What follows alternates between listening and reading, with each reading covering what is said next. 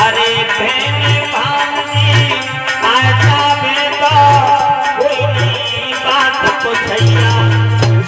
अरे बहन भांजी आजा में तो कोई नहीं बात पूछैया। अगर बहन भांजी आया ना तो रूखी सूखी रखी रोटी से काम चल जाओ। बहन भांजे बुराई ना करेंगे अपनी बहन भांजे। और लड़की कितना भी छोटा बहुत अच्छी है, कभी बुराई नहीं कर सकती है। और जो सुन ले सारी आ गई तो घर दे टकरैया। अगर सारी आ जाए तो भैया पूरी बनी परीक्षक महाराज। अगर सारी को पूरी ना बनवाई ना तो बुराई करे जीजा नंगा है बापा कुछ है, हमें तो पूरी ना खवाई। ये हो रहा है। अरे दादा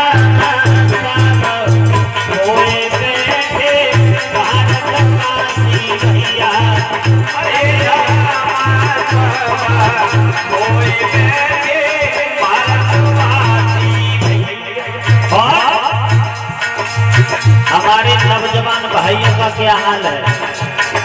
बहन भांजे आ जाए तो द्वार पे से ही सूटकेस हो, पॉलीथिन हो, बैग हो, कपड़ा लत्ता जो भी हो पकड़ा के पैर छू के कहते हैं बहना फिर घूम जाइयो जा।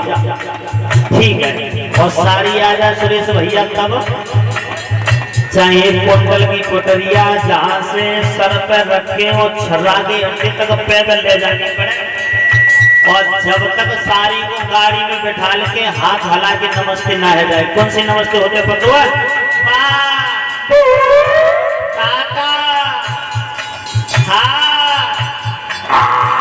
रामायण में काऊ में ना पड़ी हमने माँ टाटा है। काऊ भागवत में ना देखी पतो ना जी कहाँ से भाग पड़ी बीमारी हाय पाय टाटा। तो मन देख दिया कौन देखी बताओ कहाँ से आ गई। हमारे सनातन धर्म संस्कृति में, हमारी संस्कृति में नमस्ते राधे राधे जय श्री कृष्ण ओ राधे राधे राम राम ये सब है। लेकिन हाय बाय टाटा। और आपने देखो छोटे छोटे बालकन से मम्मी कहते लल्ला मौसी जा रही है बाय करते बाय बाय बाय हाय करते। आपने देखा है बच्चों को जन्मदिन मनाते हो, बच्चों का आप जन्मदिन मनाते हो तो कैसे मनाते हो जन्मदिन? पहले केक रख लियो बाप है जो वो लगाता ना मोमबत्तियां सी इधर उधर लगाए। बच्चा बालक को जन्मदिन है, आप उसका जन्मदिन नहीं मना रहे हैं, आप उसकी जिंदगी से खिलवाड़ कर रहे हैं। क्यों? मैया यशोदा भगवान कन्हैया का जन्मदिन मनाया करती थी तो भगवान कन्हैया के लिए घी का दीपक जलाती थी और घी का दीपक जला करके कृष्ण के ऊपर उसे घुमाया करती थी और ये कहती थी मेरी लाला की लंबी उम्र हो जाए, मेरे कन्हैया की लंबी उम्र हो जाए, मेरे कन्हैया को काऊ की नजर न लग जाए। और उस दीपक को जलता हुआ मैया यशोदा उस यमुना में बहा दिया करती थी। और हम क्या कहते हैं बालकन से पता है लल्ला जा में फूंक मार दे बुझा दे बुझा दे बुझा दे। एक कविता है जलाओ दिए पर रहे ध्यान इतना और धरा पर अंधेरा कहीं रह न जाए। आप जन्मदिन मना रहे हैं उसकी खुशी के लिए कि इसकी लंबी आयु हो, लेकिन आप अंधेरा कर रहे हैं उसके जीवन में। जो जलाए जाते हैं बुझाए जाते हैं उसे बुझाना नहीं चाहिए। घी का दीपक जलाओ और बच्चे की आरती उतारो, क्योंकि घी में कितने गुण होते हैं, घी में बहुत गुण होते हैं। घी का दीपक जलाइए, बच्चे के ऊपर उतारिए, लंबी आयु की कामना कर रहे हैं, लेकिन लंबी आयु की जगह पर हम उसके जीवन में अंधेरा घोलने की कोशिश कर रहे हैं। जब दीपक जला रहे हैं तो प्रकाशमान है, दीपक प्रकाश देता है, और वहां पर हम अंधेरा कर रही है तो उसके जीवन को अंधकार में ढकेलने की कोशिश कर रहे हैं। ध्यान रखें। इसी तरह से नौजवान भाइयों का क्या हाल है। अरे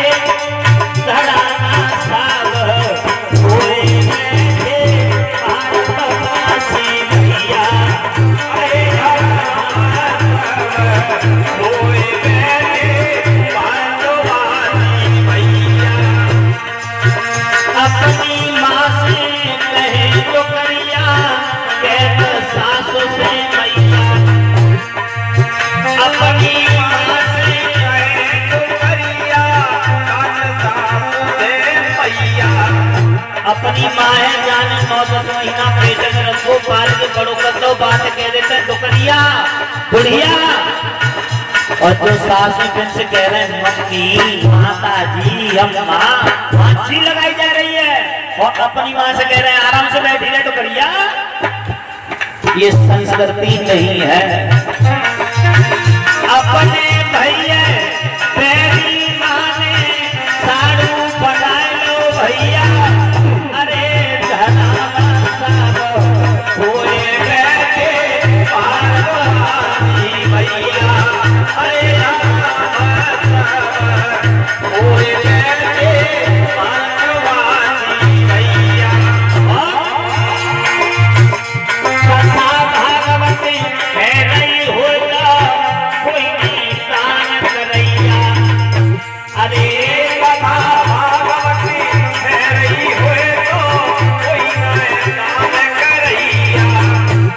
धर्म काज में लोग बहुत इंटरेस्ट लेने वाले होते हैं और जहाँ धर्म चलता है ना धर्म वहाँ देखो चौसुन ले नाच पैसे को तब पकड़ाए देख रुपैया जहाँ पैसे को नाच हो तो है ना बाकी ले हमारी एक फरमाइश पूरी करते हो 100 रुपया और बाने 100 रुपया ले और 3-4 बार जमीन में पैर मारे और कई हमें इनकी शुक्रिया अदा करती हो गई साहब शुक्रिया अदा भगवान की कथा में शुक्रिया अदा नहीं होती है हाँ और शुक्रिया अदा जो लोग करते हैं अनर्थ करते हैं मैं आपको बता दूं अनर्थ है क्यों अनर्थ इसलिए है कि हम धर्म की आग में उस परमात्मा को धोखा दे रहे हैं शुक्रिया अदा ढोला और नौटंकी में होती है कथा में शुक्रिया अदा का तो कोई प्रश्न ही नहीं होता प्रोग्राम स्पेशल होता है उसमें कुछ भी कहते रहो आप लेकिन मंच पर केवल भगवान की चर्चा ही होनी चाहिए समाज सुधार की चर्चा होनी चाहिए अब तो लोगों ने कमाई को साधन बना लो है ज्यादा गावेंगे छाप लगावेंगे तो पैसा आएगा लेकिन मैं पहले भी बोल चुका हूँ अधर्म से कमाया हुआ पैसा जो आपके धर्म का पैसा है उससे भी लेके डूबता है अधर्म के भी 4 चढ़ होते हैं अगर अधर्म का कुछ आ जाएगा हमारे पास में तो वो अधर्म का जो हमारे धर्म का है उससे भी डूबेगा और ये बिल्कुल सही बात है लोग सोचते नहीं है अब लोग सोचते सही है करो जो हो रहा है होने दो नहीं विद्वान होने के नाते जनता से मेरा अनुरोध है सुझाव है अगर आपको जानकारी है कि हमारे लेख में हमारे विचार में ये गलत होता है तो वहां पर विरोध करना चाहिए अब लोग कहते हैं विरोध कहाँ से करें हम कमजोर हैं बताओ शराब पीवे भाई आदमी से क्यों पीते हो भैया तो क्यों तो फर्क पड़ रहा हुआ पैसा खर्च हम कर रहे हैं हम पी रहे हैं तुम्हें कौन सी परेशानी है तो हमें परेशानी है क्या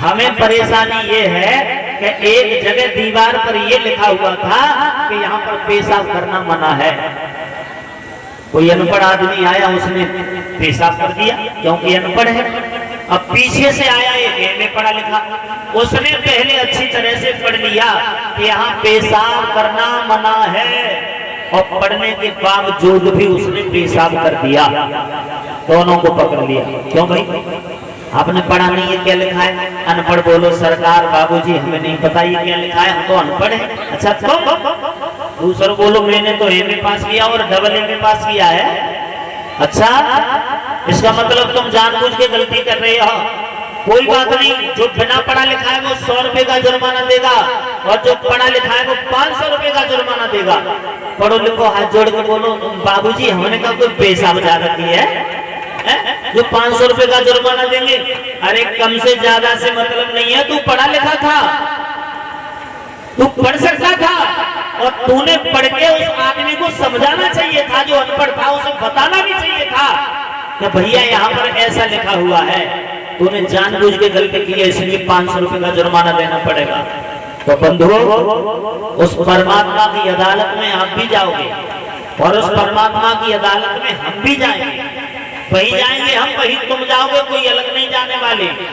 तो परमात्मा तुमसे पूछे हो क्यों? तुमने अपनी जिंदगी में कोई पुण्य धर्म नहीं कमा पाओ, कुछ सीख नहीं पाए, तो आप लोग कह दोगे हाथ जोड़ के भगवान हमें तो कोई बताए भी बारू ना मिलो, हम कहां से सुधर जाते। और हमसे पूछो तो हम कह सकते हैं कि हमें कोई बताए भी बारू ना मिलो। परमात्मा ने हमें इस लायक बनाया है दूसरे लोगों को सुझाव दें, और उसमें अगर हम गलती करेंगे तो हमें परमात्मा 500 गुनी सजा ज्यादा देगा। क्यों?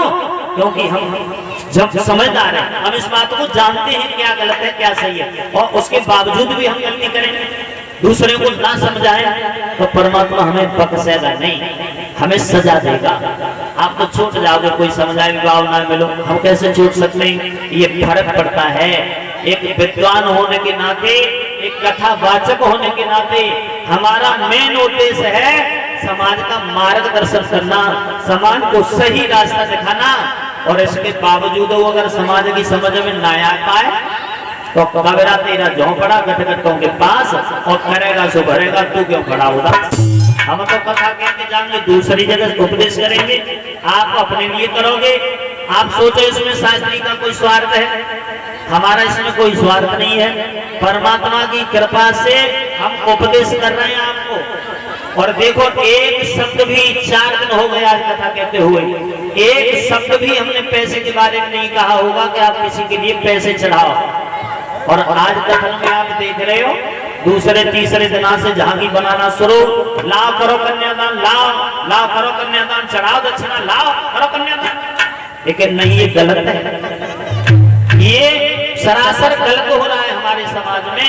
अगर किसी की इच्छा है तो वो अपनी इच्छा के अनुसार करे जो भी कर रहा है, लेकिन जहां स्वार्थ के न है, हम जैसे लोगों को, हम जैसे लोग बड़ी मौज मार रहे हैं भैया जो धर्म की आड़ में।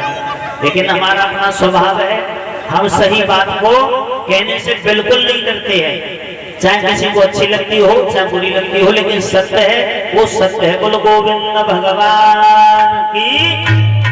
हम कह रहे थे, अरे धर्म सब कोई बैठे भारतवासी भैया, अरे कोई बैठे भारतवासी भैया, भारतवासी भैया, ये कलयुग वासी भैया, अरे धर्म